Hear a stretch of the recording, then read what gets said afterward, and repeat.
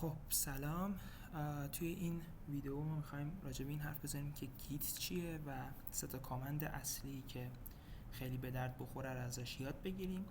حالا تو ویدیوهای بعدی ما یه مقدار پیشرفته ترش هم میگیم، کارهایی که یه مقدار ادوانس تره رو انجام میدیم باهاش. اما به صورت کلی اینطوریه که توی دنیای نرم افزار ما معمولاً یه فولدری داریم و توی اون فولدر یه تعداد فایلی هست که این فایلای متنی هست. فایل متنی هم صرفا تکست نی، مثلا .py که واسه پایتون هم یه فایل متنیه، ولی از اون مثلا عکس فایل متنی نیستش.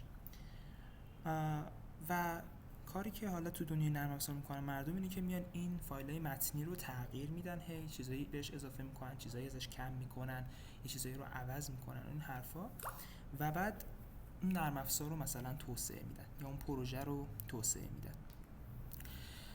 هدف از داشتن یک چیزی مثل گیت چی بوده؟ این بوده که ما وقتی داریم تغییرات رو ایجاد میکنیم بتونیم واقعا یک تاریخچه‌ای از اون پروژه‌ای که داریم به دست بیاریم، بتونیم واقعا هر کدوم از تغییرات رو ثبت بکنیم و وقتی داریم میریم جلو بدونیم که آقا مثلا تا اینجا این تغییرات ثبت شده، این تغییرات ثبت نشده هنوز، اینا رو مثلا جدیدا رو ثبت بکنیم و از این جور چیزا. اما یه مسئله دیگه‌ای هم که وجود داشته اینه که یه تعداد زیادی آدم ممکنه روی یه پروژه نرم افزاری کار بکنن. حالا من اینجا دارم مثال پروژه نرم افزاری میزنم ولی لزومی نداره. همونجوری که گفتم فایل هایی که متنی باشن، یعنی فایل لتک هم یه فایل متنیه، فایل مثلا نوتبوک جوپیتر هم یه فایل متنی حساب میشه. همه اینا فایل متنی هست و اصلا چیزی نداره که لزوما فقط برنامه نویسا از این استفاده میکنه، هر کسی میتونه از این استفاده بکنه. حالا وقتی ما داریم به عنوان یه تیم کار میکنیم ممکنه تغییراتی که من ایجاد میکنم تغییراتی که یه نفر دیگه داره ایجاد میکنه رو مختل کنه، یا مثلا ممکنه تغییراتی که من دارم ایجاد میکنم لازمش این باشه که مثلا یه جای ایزوله این کار رو انجام بدم تا مثلا اگه یه نفر دیگه هم داره روی سیستم تغییراتی ایجاد میکنه و به هم دیگه کانفلیکت نداشته باشیم. پس دو تا مسئله برای اینکه چرا از گیت استفاده مردم میکنن وجود داره. یکی این هستش که ما میخوایم که بتونیم پروژه هامون ورژن بندی شده باشن، یعنی ورژنایزد باشن، و دومیش این که ما میخوایم وقتی داریم کلابوریت میکنیم بدونیم که هر کسی داره کجا چه تغییراتی ایجاد میکنه و با هم دیگه کانفلیکتی نداشته باشیم. برای این کار خیلی نرم افزارهای مختلفی تولید شده. مثلا اگه بیاید اینجا ویکی‌پدیای ورژن کنترل رو بخونید میبینید که واقعا نرم افزارهای کمی نبودن، یه سری نرم افزارهای خیلی زیادی بودن که این کارا رو انجام میدادن. مثلا ناکنید اینجا حالا مثلا یک گراف کشیده از حالتهای مثلا یه نرم افزاره، حالت 1، حالت 2، حالت 3، بعد مثلا از حالت 3 برگشته به اون روند اصلی نرم افزار، اصطلاحاً مرج شده اینجا، یا مثلا اینجا یه چیزی جدا شده، دوباره اینجا دو تا برانچ جدا شدن رفتن جلو این حرفا. سیستم هایی که توسعه داده بودن معمولا سیستم های سنترالایزد بوده قبل از گیت، یعنی این که مثلا شما اگه میخواستی یه تغییراتی رو ثبت بکنی که همه ببینن لازم بودش که بری به یه سرور اصلی این درخواست رو بفرستی به عنوان اینکه آقا من این نرم افزار رو سورس کد رو میخوام آپدیت کنم، درخواست رو میفرستی، سورس کد رو میگیری، تغییرات رو ایجاد میکنی و تغییرات رو میفرستی. و کاری که گیت کرد این بودش که اومد گفت بیاید یه مقدار متفاوت نگاه بکنیم. بذارید من اینجا دوباره اینو دیسنترالایز. گیت اومد گفتش آقا بیاید ما اینو دیسنترالایزدش بکنیم. به جای اینکه یک سرور اصلی وجود داشته باشه، مثلا این وسط این اوریجین وجود داشته باشه که تمام سورس کد رو داشته باشه و من فقط تغییرات رو بگیرم، هر کدوم از ماهایی که وجود داریم هم همه سورس کد رو داشته باشیم و تغییراتش رو بتونیم ببینیم. یعنی به جایی که هیستوری سورس کد دست یک سرور باشه دست همه افراده و این به اصطلاحاً دیسنترالایز کردنشه. و این اتفاقی که میفته اینه که حالا اگه این سرور نابود بشه مثلا دیوید همچنان میتونه کمک کنه و تبدیل به اون سروره بشه که دوباره با هم دیگه کار بکنن.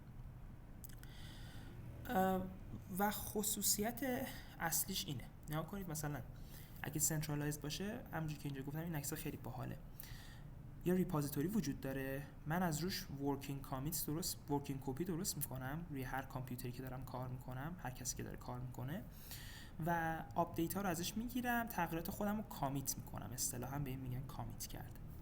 توی مدلی که دیستریبیوتد باشه، دیسنترالایزد باشه، مثل گیت، من یه ریپوزیتوری ممکنه داشته باشم، ممکنم نداشته باشم، و هر کامپیوتری واسه خودش دوباره یه ریپوزیتوری داره و با این ریپوزیتوریه که حالا اصطلاحاً مثلا یه ریپوزیتوری اصلیه که هممون بهش دسترسی داریم پوش و پول میکنم و با ریپوزیتوری که خودم همون کامیت و آپدیتی که همیشه میکردم انجام میدم.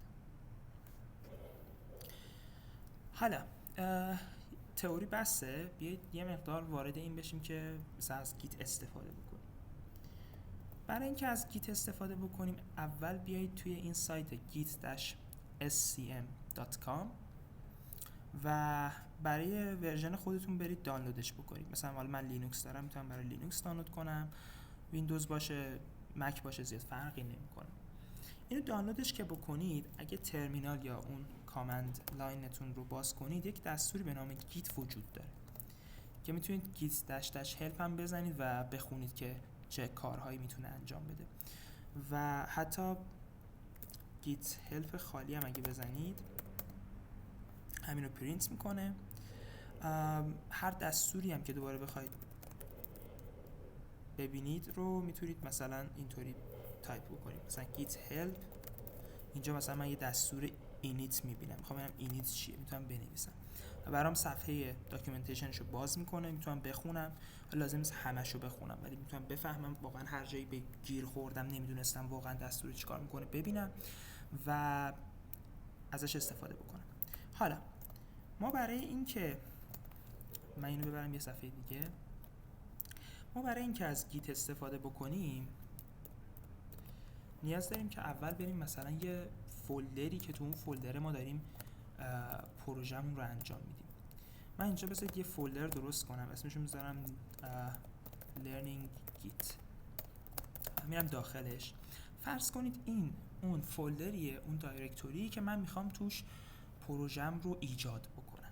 الان اگه نگاه بکنم داخلشو میبینم که خالیه، این یه فولدر کاملا خالیه، ولی میخوام حالا پروژه‌مو شروع کنم توش.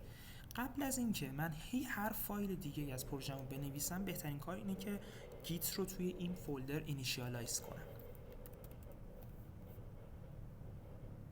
خب ببخشید، اینیشیالایز بکنم به چه معنیه؟ به این معنیه که گیت خب قرار ورژن پروژه رو کنترل بکنه، اما خب گیت که نمیدونه که چه دایرکتوری توی مثلا کامپیوتر من، یه دایرکتوری، یه پروژه است که من ازش میخوام اونو کنترل بکنه، که به خاطر همین نمیتونه همه دایرکتوریای منو کنترل بکنه که. و البته اگه من قرار باشه که یه چیزی رو آپدیت کنم و بفرستمش روی مثلا گیت هاب یا بفرستمش روی یه سروری که بقیه هم قرار دانلود کنن، خب از کجا بدونه که کدوم از این فایل‌های مثلا شخصی منه یا کدوم از این دایرکتوری پروژه‌ای که من واقعا میخوام بفرستم اونو.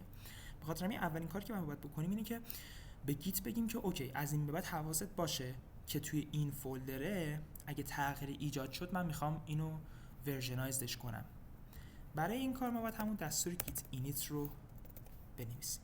وقتی اینو بزنیم یه سری چیزا برامون مینویسه، میتونید اینا رو بخونید چون معمولا چیزایی که مینویسه خیلی تمیز و مرتب و قابل فهمه و واقعا با خوندن همین خیلی آدم میتونه راه بیفته. حالا اگه من دوباره توی فولدرم رو نگاه کنم اینم یه فولدر دات گیت هم اینجا الان دیگه اضافه شده. داخل فولدر من یه فولدر دات گیت هم وجود داره که من میتونم حالا داخلش هم برم، اما بهتره که اصلا هیچ تغییری توی این فولدر ایجاد نکنید. یعنی این فولدر رو تماما چیز نگه دارید، دست بهش نزنید، چون این جاییه که گیت کارهای خودش رو انجام میده. اگه شما دست بزنید ممکنه خراب بشه کل سیستمتون، کل سیستم این پروژهتون، در حقیقت گیتتون. و خب حالا شروع میکنیم چند تا دستور خیلی ساده رو ببینیم. اولین دستوری که ببینیم اسمش گیت استاتوسه. گیت استاتوس به شما میگه که پروژه شما در چه وضعیتیه. وضعیت از نظر گیت اینه که چه فایلایی مثلا کامیت نشدن، نسبت به حالا اگه یه ریپازیتوری دیگه ای رو مثلا لینک کردید به این، نسبت به اون چقدر جلوی چقدر عقبی، چه فایلایی رو دارید ترک میکنید، چه فایلایی رو دارید ترک نمیکنید. راجع به اینا حرف میزنم.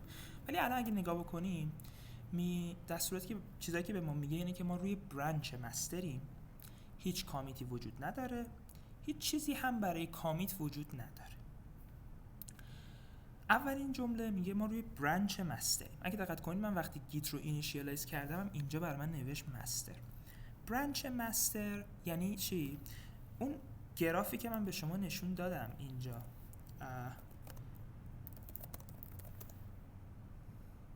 بذارید مثلا اینا بازم عکس میشه پیدا کرد. آره، یه برانچ معمولا وجود داره، برانچ مستر یا برانچ مین، بستگی به اینکه حالا چه اسمی خودتونم بخواید میتونید روش بذارید.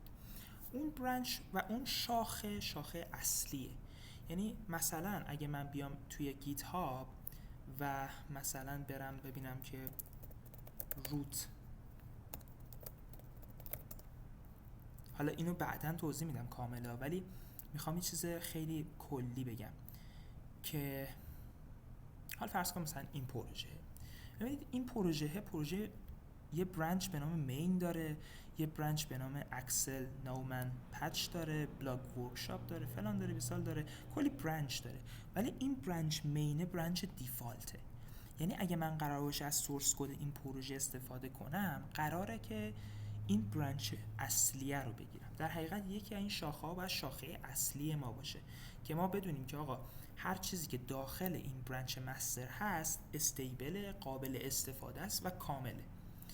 اما موقعی که ما داریم دیولپ میکنیم، خب پروژه توی حالت آن استیبلیه دیگه. ممکنه من دارم یه تابعی می‌نویسم، مثلا دارم اشتباه می‌نویسم، مثلا هر کاری دارم می‌کنم مثلا غلطه یا درسته یا هر چیزی، استیبل نیست برای اینکه یه آدم سومی بیاد استفاده بکنه ازش.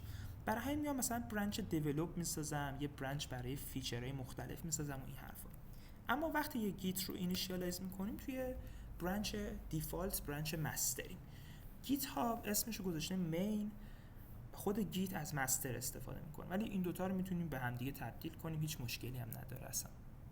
حالا بذارید من یه فایل مثلا توی این فولدره بسازم.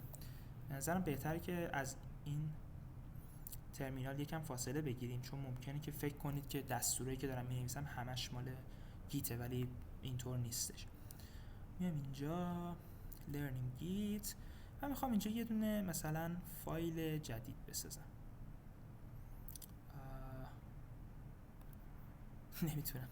ببینید یه فایل مثلا میسازم، اسمشو میذارم main.py. خب الان این فایل رو صرفا ساختم، اون اصلا دستور گیت نیستش. حالا بیایید نگاه کنیم ببینیم که استاتوسمون چطوریه. دوباره این دوتای اولش که یکسانه، میگه ما رو برانچ مستریم، هیچ کامیتی وجود نداره.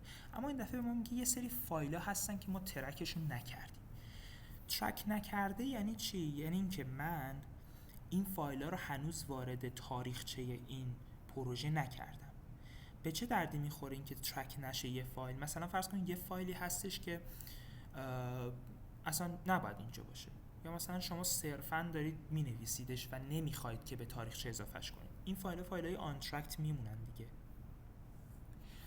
اما ما خب میخوایم این فایل رو ترک کنیم، بتونیم تغییرات که ایجاد میکنیم توش ورژنایزش کنیم و بریم جلو. برای این کار نگاه کنید خودش به ما میگه use git add، حالا اسم فایل، to include in what will be committed. پس من از git add استفاده میکنم، اسم فایلم main.py مینویسم و بعد اینو میزنم. خب به نظر میاد هیچ اتفاقی نیفتاده. یه بار دیگه گیت استاتوس رو نگاه کنیم. حالا دوباره همون دوتا اولیا، ولی این دفعه بهمون میگه که تغییراتی که باید کامیت بشن. حالا اگه بخوام این حرکتی که اینجا زدم، این ادمینی که کردم و برگردم عقب، میتونم از این استفاده کنم، تو آن استیج کنم، ولی خب نمیخوام این کار بکنم. میگه که یک نیو فایل اینجا اتفاق افتاده به نام main.py.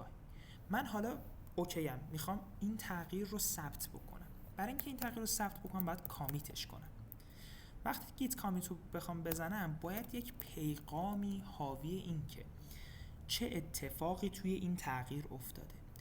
مثلا من یه تابع جدید اضافه کردم، یه فایل جدید ساختم، یا مثلا یه باگی رو رفع کردم، یه چیز جدیدی اضافه کردم. هر کدوم از اینا میتونه یک پیامی داشته باشه. آقا مثلا من main.py رو ساختم، اگه بخوام این کارو بکنم مثلا میتونم بنویسم، هر پیام اینجا میتونم بنویسم. من مینویسم مثلا create new main.py file has been created، هر پیامی. و خوبیش اینه که من پیام هایی بنویسم که اگه یه نفر دیگه اومد خواست ببینه من چی کار کردم متوجه منظور من بشه. و گیت کامیت میکنم. خب اینجا دوباره یه سری پیغام ها می نویسه. فایل has been created، یک فایل تغییر پیدا کرده، هیچ اینسرشنی نداریم، هیچ چیزی بهش اضافه نشده، هیچ چیزی هم ازش پاک نشده. و بعد یه create مودی که اینجا میبینید. اینا زیاد مهم نیستش، ولی این نشون دهنده اینه که ما کامیتمون ثبت شده. حالا اگه من دوباره گیت استاتوس رو نگاه کنم میبینید که دیگه اون نو کامیتیت رو نمی نویسه و به من میگه که رو برنچ مسترم هیچی نیستش که کامیتش کنم و ورکینگ تری من تمیزه. ورکینگ تری کجاست؟ ورکینگ تری همین فولدر اصلیه که شما توش وجود دارید. ریپازیتوری شما کجاست؟ ریپازیتوری شما این دات گیت هست که وجود داره. وقتی میگه ورکینگ تری تمیزه منظورش اینه که هیچ تفاوتی بین بین آخرین ورژنی که مثلا گیت در نظر گرفته و ورکینگ تری که شما دارید روش کار میکنید وجود نداره. حالا اگه من بیام مثلا داخل این فایله نلش کنید، بذارید یه استیتمنت خیلی ساده بنویسیم و ببندیمش. حالا اگه من بیام دوباره نگاه بکنم، دوباره بهم یه چیزی میگه. یه چیزایی هستش که من هنوز استیجشو نکردم برای کامیت کردن، که حالا من باید بگم الان اینجا استیج چیه. وقتی ما یه چیزی رو اد میکنیم داریم استیجش میکنیم، میبریمش روی صحنه، به گیت نشونش میدیم، میگیم آقای گیت یه همچین چیزی رو میخوایم کامیتش بکنیم. و این دفعه اگه دقت بکنید برعکس اون دفعه که گفته نیو فایل، این دفعه میگه modified main.py. دلیلش چیه؟ دلیلش اینه که گیت موقعی که میخواد ورژن یک چیزی رو کنترل کنه اینطوری نیستش که به ازای هر تغییری که شما ایجاد میکنید کل اون پروژه رو دوباره کپی پیست کنه بگه اینم یه ورژن جدیده. مثلا ما قطعا هممون برامون پیش اومده مثلا میایم بذارم برم یه فولدری مثلا همینجا یه پروژه‌ای مثلا داریم اسمش مثلا پروژه است، بعد پروژه‌مون رو مثلا تموم میکنیم، بعد میریم پیش استادمون یا میریم پیش یه نفر یا خودمون یکم فکر میکنیم و اینا میبینیم یه سری چیزاش مونده و مثلا یه پروژه میزنیم فاینال پروژه و دوباره همه رو میریزیم تو این و این کار انجام میدیم و خب قطعا این هم فاینال نیست، یه فاینال پروژکتی مثلا باید درست بکنیم بریم جلو. همین حرفا این افیشنت نیست دیگه، چون به ازای هر ورژنی که من دارم تولید میکنم دارم کل کد بیس رو دوباره مثلا کپی پیست میکنم. گیت این کارو نمیکنه. گیت کاری که میکنه چیه؟ اینه که میگه این فایل خط فلان تا فلانش تغییر کرده، از این رفته به این و این تغییراته که ثبت میکنه. یعنی اون جاهایی که تو تغییر ندادی، مثلا فرض کنید یک پروژه‌ای 3 تا ورژن داره، 1 2 3. توی اولیش من این هلو ورد که الان نوشتیمو نوشتم، توی دومیش یه چیزی زیر هلو ورد نوشتم، توی سومیش هم یه چیزی زیر اون یکی نوشتم. از نظر گیت اون خط اول پرینت هلو وردی که ما اول نوشتیم از ورژن 1 تا الان تغییری نکرده و اون خط دومه هم از ورژن 2 تا 3 هیچ تغییری نکرده. در حقیقت صرفاً تغییرات رو اضافه میکنه و وقتی که شما میخواید ببینید یک فایلتون توی پروژه گیت چیه، میاد از ورژن 1 شروع میکنه روی جمع زدن تا ورژن الان، همه تغییرات رو اضافه میکنه و میشه این فاینال استیتی که الان پروژه شما داره. حالا من دوباره اینجا گیت اد میکنم اینو و کامیت میکنم.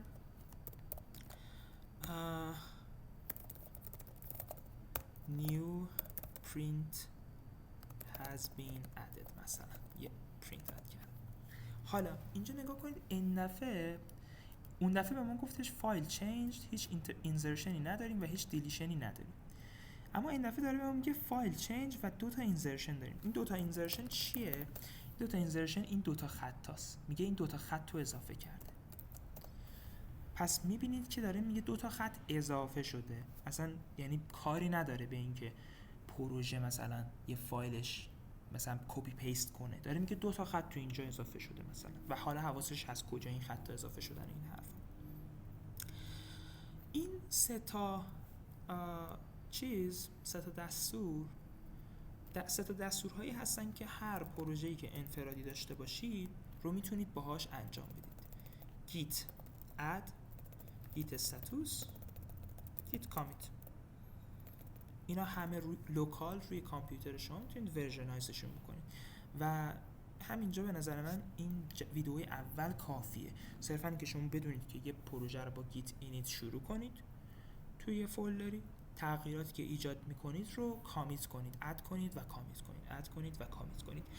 حالا یه پرینسیپلی وجود داره و اون پرینسیپل چیه؟ اینه که آقا من وقتی که تصمیم گرفتم از گیت استفاده کنم و تصمیم گرفتم که همه چیز ورژنایزد باشه، دلم میخواد که این ورژنایزد واقعا تمیز باشه. اگه من مثلا فرض کنید که 40 تا فانکشن اضافه بکنم و اینا رو همه رو به عنوان یک کامیت اضافه بکنم، خب این کار معقولی نیست. معقولتر اینه که من به ازای هر تابع یا هر بخش استیبلی که به پروژه اضافه میکنم همون رو کامیت کنم. کوچیک کامیت بکنم ولی استیبل کامیت بکنم. چرا این رو میگم؟ مثلا فرض کنید شما الان بهتون میگن که آقا برید مثلا 3 تا تابع مختلف رو بنویسید برای ما. میگی اوکی، میری این 3 تا تابع رو مینویسی و همه رو یه جا کامیت میکنی و بعد ارور میگیری. بعدا میفهمی که این مثلا یکی از این تابعایی که نوشتی یه باگ اساسی داره یا اصلا یکی از این تابعایی که نوشتی اصلا لازم نبوده بنویسی. برای این کار چیکار باید بکنیم اون وقت؟ اگه بخوایم مثلا فرض کنیم پروژه اومده جلوی یه مقدار، بعد برگردیم به اون نقطه‌ای که شما این تابع رو تغییر دادی، یا مثلا اون یه باگی داره می‌خوایم رفعش کنیم، مجبوریم که برگردیم و اون رو تغییر بدیم. اما اگه شما همه چیز رو یه جا کامیت کرده باشید و به این عادت نکرده باشید که هر تغییر کوچیکی که ایجاد می‌کنید رو کامیت کنید، اتفاقی که میفته اینه که نمیدونید به کدوم ورژن برگردید که هم استیبل باشید و همین که اون تغییر که ثبت کردید رو ثبت نکرده باشید. اینجا یه سری مشکلات اینجوری به وجود میاد. مثلا میگم بذارید من برم یکی از مثلا پروژه‌ای که خودم دارم رو بیارم. حالا مهم نیست پروژه چیه ها، چون همونطوری که گفتم هر چیزی که متنه کاملا برای گیت اوکیه. و این خوب. این مثلا من یه پروژه‌ای رو درست کرده بودم 189 تا کامیت داره و اگه یه نگاهی بکنید به این که کامیتاش چیه، میبینید که مثلا نوشتم implementation، یه یوتیلیتی فانکشن برای مپینگ فلان مثلا نوشته، task.json تمیز شده. ببینید حتی یه کار کوچیکی مثل این، یه آیدنتیفیکیشن ایمپلیمنت شده، اینا اینهانسمنت. این براکت ها مثلا برای اینه که سریع آدم میخواد پیداش بکنه. ریفکتور کردم، یعنی یه چیزی فانکشنالیتیشو از دست نداده، صرفا شاید اسمش عوض شده یا جاش عوض شده. map registers are different implemented to be corrected. چند تا ریفکتور دارم مثلا اینجا. و اگه مثلا حالا بیاید مثلا این ایمپلیمنتیشن رو نگاه کنیم، ببینید مثلا اینجا من یه فایلی رو برداشتم از یه ور بردم یه ور دیگه و ببینید گیت اومده کل این فایل رو به عنوان یه تغییر ثبت کرده. این خب کار درستی نیستش. از اون طرف ممکنه مثلا شما یه کاری کرده باشید که بذارید مثلا اینو باز کنیم. این مثلا از اون طرف ممکنه یه تغییر انقدری کوچیکی داشته باشید. مثلا من اینجا فقط چند تا تابعی که وجود داره رو نوشتم، یا مثلا توی این فایل صرفا اینو عوض کردم، این دو تا خط پاک شده، این دو تا خط اضافه شده. میتونید اینجوری نگاه بکنید بهش. پس کوچیک کامیت میکنیم و ذره ذره میاریمش جلو، نه اینکه یهویی همه چیزو کامیت بکنیم.